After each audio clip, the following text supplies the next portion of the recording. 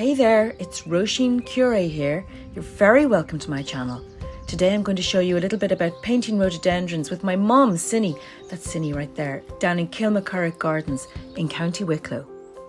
So my mum and I love to go watercolour painting together. Mum has broken her foot recently, so we hobbled very slowly to our spot surrounded by rhododendrons and bluebells. I had been painting rhododendrons the previous weekend down in Mount Congreve, where I'd been teaching for the weekend, a little further south than where we were yesterday up in County Wicklow. So I guess I had really wanted to capture the rhododendrons when I was down there, and in particular some rich dark red ones, which I'd started, but I was a bit distracted because I was chatting, so I was delighted to get the chance to draw these ones. In this particular sketch, I've got these stunning dark red rhododendrons. I didn't have the right colours in my paint box, which matter was solved, as we'll find out by and by. And what I did was I started by painting just paint blobs with no pen at all. And then when the paint was dry, I put on those little, like the little black holes that you see at the very heart of each of those little trumpets. I did those with red pen. And then I went on to paint the leaves, and it's the way the leaves hang down underneath the blossoms of a rhododendron is just as distinctive as the flower shapes themselves. They're very jungly. I don't know where they come from, but I think they come from somewhere very far from Ireland anyway. Look at those beautiful flowers. Oh my goodness, aren't they just so rich? So deep and so red. It's a fabulous garden. I think it was built in the 18th century. And then it was bequeathed to the state, or bought by the state, I don't know, in the 70s, in 76. So I've painted a second little garland of flowers to the right. And it's okay, it's fine. I wouldn't be bananas about it, but I think I know what I'm doing more or less.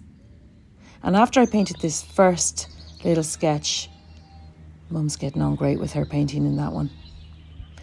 She wanted to know how I did these large flower blossoms, so I was giving her a few tips as we went on bluebells. And basically it's the same thing, painting the shapes in watercolour, waiting for it to dry, and then being a bit free and loose with a line.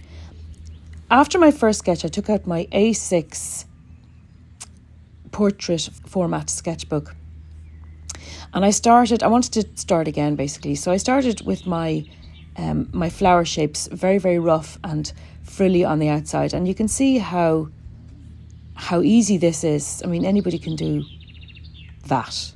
It's just the overall shape. And I'm using my Squirrel Mop travel brush, limited edition by Rosemary & Co.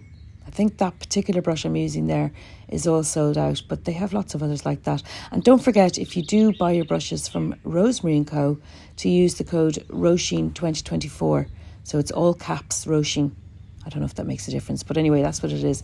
All caps ROISIN 2024 in digits. And then I get points. Then I can buy more brushes. So I'm throwing on some flower shapes here, and I'm very conscious that the colours I'm using aren't quite rich enough for what I want. I'm using quinacridone magenta combined with a little bit of Aquarius orange. And you can see I'm in the sun, so it shouldn't be too long before my little paint splotches are dry enough to do something else on top of them. What's nice about the Squirrel Mop is that being an all natural hair brush, it holds loads of liquid, and it means you don't run out of colour halfway across your shape. So at the beginning of this sketch, I'm trying to capture as many of these stunning red blossoms as I can. Oh, then I've just discovered that my mother has Rose Madder Deep in her palette, and well, she's right beside me, so I'm not averse to taking a little brush load of paint from my mum's palette. My mum is very much a plein air painter, and she squeezes loads of tubes into her palette before she goes out. She had considerably less rose madder, I can tell you, by the time she went home. She was also painting her rhododendrons, but we had enough for both of us. Now I'm putting on the branches of the rhododendron, and I figured I'd just do the rough shapes of the branches first, and then add a brown line using my Fude 55 degree pen by Sailor, and Document Ink Brown ink by Detrimentus, which is my favourite brand and favourite colour. Now, while I'm waiting for the blossoms to dry, I'm putting on some leaves underneath, because you have to remember I've done my little dry run with the first sketch I did. And I'm really glad I did that, because I like having my sketchbooks look super neat and nice.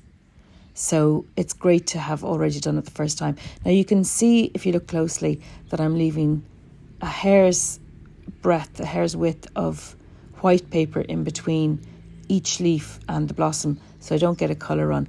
But you can see I was a bit clumsy in that flower there, and I have got a colour run going on.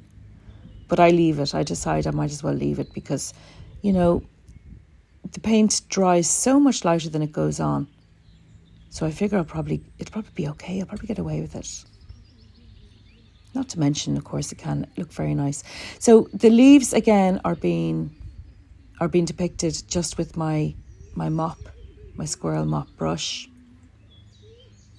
And they've got this lovely shape. Now, I must point out that the leaves are always dark green in the foreground, and then a much yellower green when you can see the undersides of the leaves on the far side of each blossom. And that's something I'll be trying to show in the sketch as we go on.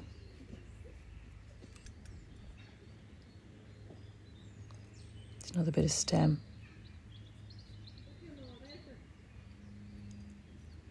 After this day, I just wanted to paint rhododendrons forever. I said to my mum as we were packing up to go, I said, Mom, I just want to paint rhododendrons forever. I never want to leave here. So when I get back to Galway, I'm in Bray at the moment, helping Mum with her injury. She's a little bit incapacitated with her broken foot, but she's doing really, really well, and she's on the mend. But when I get back to Galway, I don't know if there's any rhododendrons close to where I live, because this is the time for them. You have to take your chance in early May. But Mum and I are hoping to get back here anyway before the season's over, because I don't want to wait another year. Now, when I put my ink lines on top of the paint shapes, I'm not too fussed whether they land exactly where the paint is. Actually, I should have given more white space to those, because the sun was hitting each of those little branches on the top sides, and really they had a lot more light on them than I showed. So that was definitely a mistake on my behalf. But, you know, it's one I won't make again.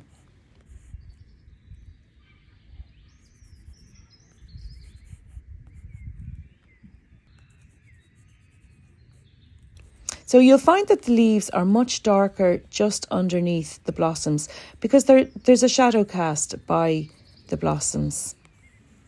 And you can either do those in pen if you happen to have green ink.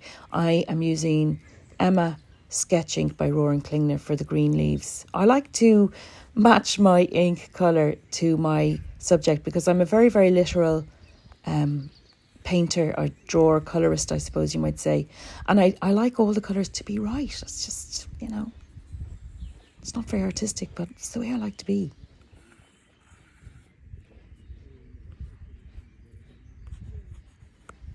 Trying to strike a balance between line and shape.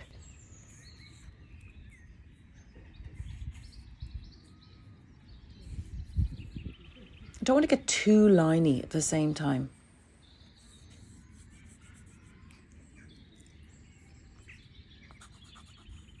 So I suppose that's exactly what I'm doing. But I mean, I am wedded to my Fude pen and to my ink line.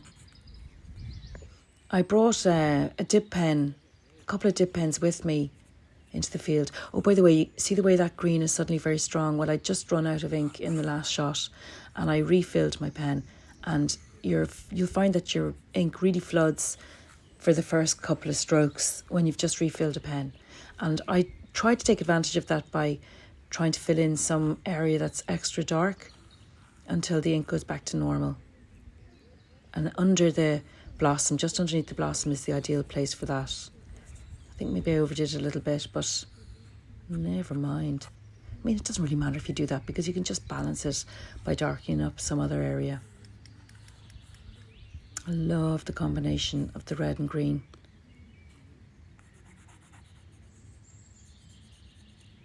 I'm trying to catch some of those values with those extra dark branches.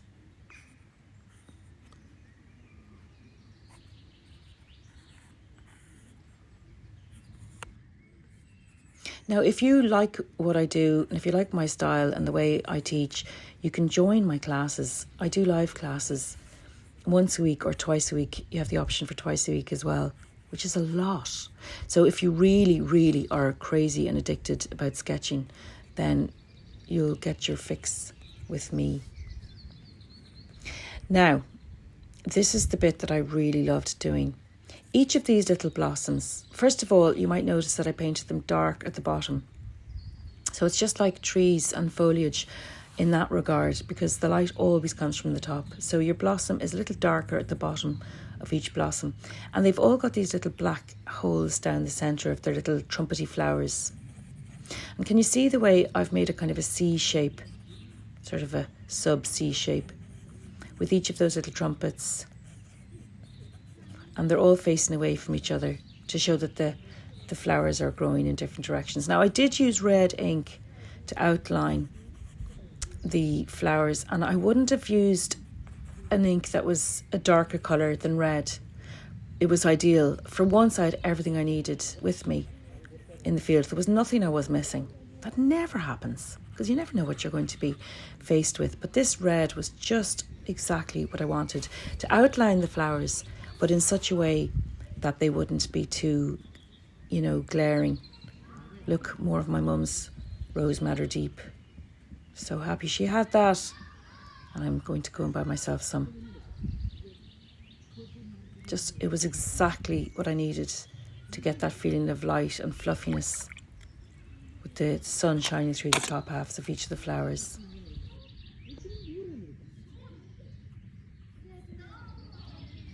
For the leaves, I'm using a combination of Aquarius Green, which is a beautiful dark super granulating green by Roman Schmal, and it's extremely similar to Green Apatite Genuine by Daniel Smith.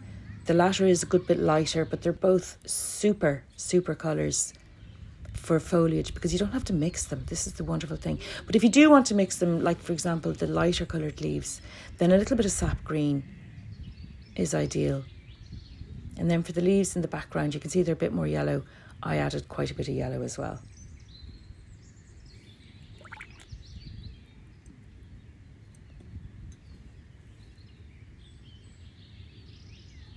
Using burnt umber with a little bit of Payne's grey just to deaden it off, I suppose, or make it less rich for the branches.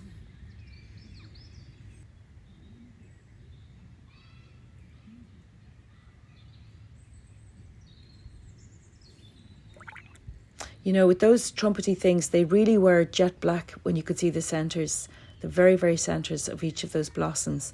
So what I might do is put a tiny little line of black following the curve of the C, and no more. I wouldn't fill in the little patch of dark. I might do that anyway.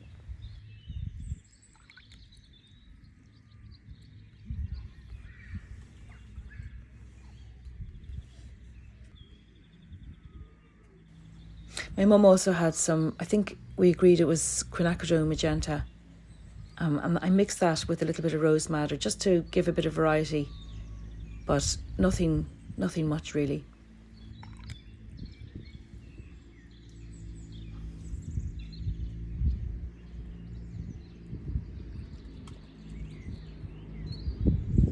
I used my squirrel mop from start to finish. I never transferred to a smaller, thinner brush at any point.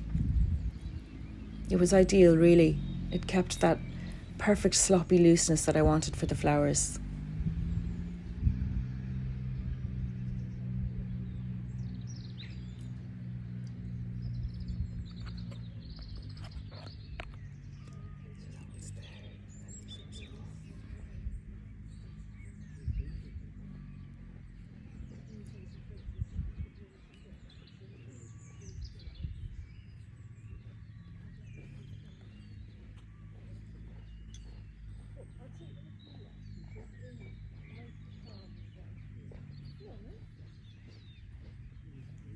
This is really not a complicated method. So let's go over it again. Loose shapes in watercolour first, bearing in mind that the watercolour is going to lighten up a lot as it dries. Try to get the colour of your blossoms as close as possible for a realistic effect, which may not be what you're going for, but if you are, that's the plan there. Oh yeah, and before I say anything more about that, try to not just match the colour to the blossoms, but also try and get the overall habit, the shape of the blossom as accurately as you possibly can. And of course, they're going to be a bit smaller the further away you go. And when you've done that, and you'll be waiting a little while for it to dry, probably, then you'll start putting on your branches and then connect them up with a few leaf shapes, all done in brush only. You haven't gone near the thing with the pen at that stage. And then when everything's dry, then you can do what you like with your ink pen and either use a Fuji 55 degree nib or you can use a dip pen. Either will work well.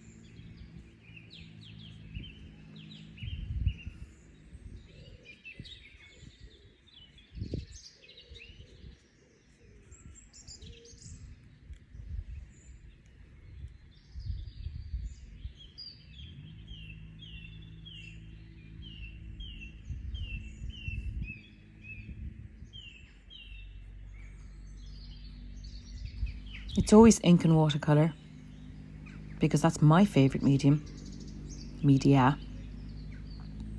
But what's beautiful about ink and watercolour is that you can take everything with you wherever you are and you can produce something fantastic from start to finish or something quick and simple. I mean, I paint people on the train and I don't know. I paint all over the place. So I'm just building it up at this stage. I'm adding some more depth to the greens. A few of those lovely yellow greens in the background. So those are the undersides of the distant leaves that you can see through the little garland of leaves underneath each blossom. Or each clump of blossoms, I suppose you should say. Isn't that just the most beautiful combination of colours? The two greens and then the gorgeous pinky red. I want to make a print out of this and have it printed onto fabric and make a dress. I think that would be so gorgeous. Or wallpaper. Make really cool wallpaper as well. Or bags or oven gloves or tea towels. Okay, calm down. We need more rhododendrons in our lives. But not the purple ones that have taken over Connemara. Nobody likes those in County Kerry. Everybody's really down on those ones. They look like little purple spaceships this time of year. Actually, I could just take a little drive out to Connemara, couldn't I? And paint some purple ones. I tell you, once I start, because the technique I've got here, the technique I stumbled across yesterday, well, I didn't stumble across it, I suppose. I thought about it and I analysed it. But it's just so handy and it's so easy and it looks so effective. It's fun, it's quick. The last thing I did when all the paint was dry was to put in little dots for the stamens sticking out of the centre of each of the flowers. I did that with a tiny drop of dark ink. Well, the darkest I had was dark brown, and then I put a tiny dot of white gel pen right next to each little dot. Here's my mum just finishing off her painting. We were there for hours. We arrived at about, 1:30 or something, and it wasn't till 4:30 when we finally looked up and thought, "Oh, you better go."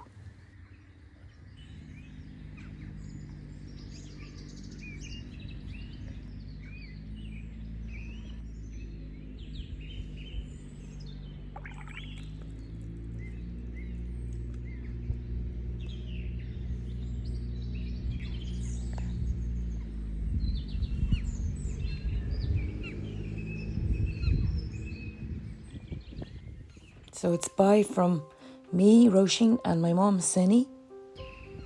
We had such a lovely day, and I'm really glad that you got to watch along with us as we painted in Kilmacurragh Gardens. We look forward to seeing you the next time.